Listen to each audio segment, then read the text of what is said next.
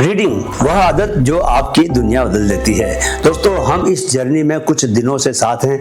मुझे जेन्युइनली जानना है कि आप कैसा महसूस कर रहे हैं। क्या कोई आदत आपकी लाइफ में उतर भी रही है या नहीं? क्या कुछ बदल रहा है आपके भीतर से? मुझे कमेंट में जरूर बताइए। आपका एक कमेंट दोस्तों मुझे बहुत कुछ सिखा सकता है। आज हम बात करेंगे हैबिट नंबर 7 की, रीडिंग। दोस्तों, अगर मेरी सबसे ट्रांसफॉर्मेटिव आदत पूछें तो वह है रीडिंग।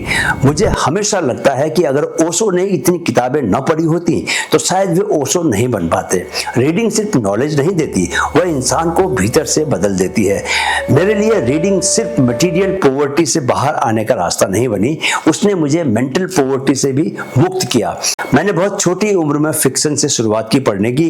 प्रेमचंद, विमल मित्र, हरिशंकर परसाई, इन्होंने मुझे जीवन समझना सिखाया और धीरे धीरे रविंद्रनाथ टैगोर मेरे गुरु बन गए। किताब ने मुझे आइडियाज नहीं, लैंग्वेज, क्राफ्ट और एक नई दृष्टि दी। शायद इसीलिए मैं अपनी 8 किताबें लिख पाया। मुझे विश्वास है कि मेरी सबसे अच्छी किताब अभी लिखी जानी बाकी है।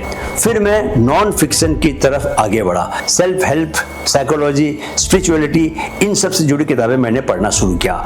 मेरी स्पिरिचुअल जर्नी की शुरुआत हुई दोस्तों जब मैंने एखार्ट टोल की किताब द पावर ऑफ नाउ पढ़ी। आजकल निसर्ग दत्त महाराज की आई एम दैट पढ़ रहा हूँ, वेदांत पढ़ रहा हूँ। और सुनिए, एक नियम जो मैंने कभी नहीं तोड़ा, बिना किताब के कहीं ट्रेवल करने नहीं गया। यह आदत फैमिली में भी उतर आई है। मेरे नेफ्यू उन्मुख चंद ने 19 साल की उम्र में अपनी पहली किताब लिखी, स्काई इज द लिमिट। मेरी बेटी सैम भी इन दिनों एक किताब लिख रही है, अपनी पहली किताब। क्योंकि रीडिंग एक पीढ़ी नहीं, पूरी फैमिली को बदल देती है। साइंस बताती है रीडिंग ब्रेन में नए न्यूरल कनेक्शंस बनाती है, इमेजिनेशन बढ़ाती है और एम्पैथी को गहरा करती है। एक किताब आपको उन लोगों का अनुभव दे सकती है दोस्तों जिनसे आप कभी मिले ही नहीं। इसलिए बस एक नियम बना लीजिए, हर दिन कुछ पढ़िए, कुछ जरूर पढ़िए। क्योंकि किताबें शब्दों का संग्रह नहीं होती दोस्तों, वे जीवन के नए दरवाजे खोलने की चाबी होती हैं।